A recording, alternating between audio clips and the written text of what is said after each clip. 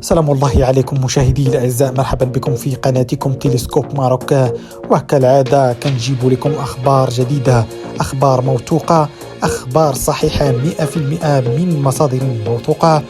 وكالعادة قبل ما نبدأ في تفاصيل هذا الموضوع كنذكركم اللي ما اشتركش يشترك معنا، وكذلك الضغط على زر الجرس باش يوصلكم أي جديد. وفي هذا الشهر المبارك لا تنسوش تصلوا على أشرف خلق الله محمد صلى الله عليه وسلم. بعد حذفها بمناسبة رمضان، جدول الساعة الإضافية يتجدد في المغرب.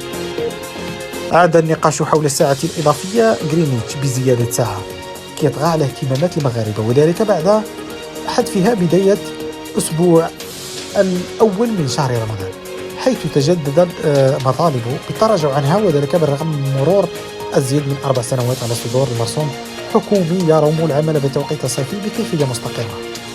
هكا كل سنة منذ اعتماد التوقيت الصيفي ومع قرب أي شهر رمضان الأبرك كتعلن وزارة الانتقال الرقمي وإصلاح الإدارة المغربية بتوقيف العمل بتوقيت غرينتش بزيادة ساعة، وذلك بتأخير ساعة ب60 دقيقة عند حلول كل شهر رمضان.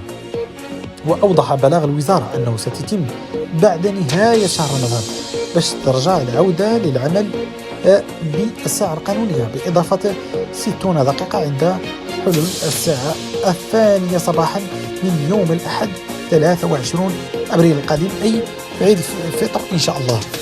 وبعد مرور 5 سنوات على القرار اللي اعتمدته الوزارة المعنية بتوقيت الصيفي بصفة مستمرة ومستقرة، كيتجدد الجدل دائما في كل مرة تتم فيها العودة للساعة القادمة بمناسبة شهر رمضان.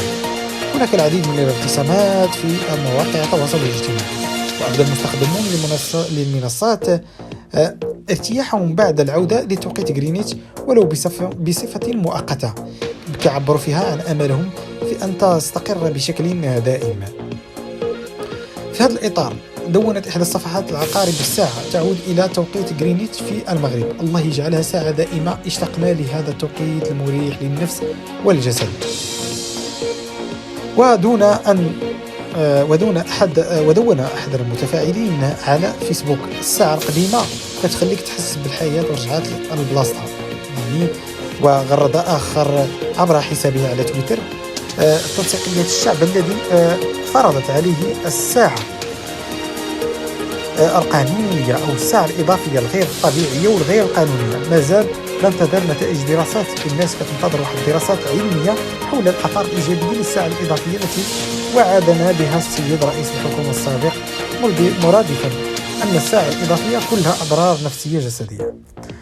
وكانت الحكومة المغربية قد صادقت أواخر عام 2018 على مشروع مرسوم يتيح استمرار العمل بالتوقيت الصيفي بكيفية مستقرة، وهو ما أثار موجة من ردود الفعل واحتجاجات خاضعة بخصوص التلاميذ في عدد من المدن. مشاهدين الأعزاء، احنا دائما كنقوم بواحد المجهود باش نجيب لكم أخبار، ما تبخلوش علينا بالاشتراك وكذلك الضغط على زر الجرس باش يوصلكم كل جديد. وشكرا وإلى اللقاء في خبر جديد وحصري وموثوق.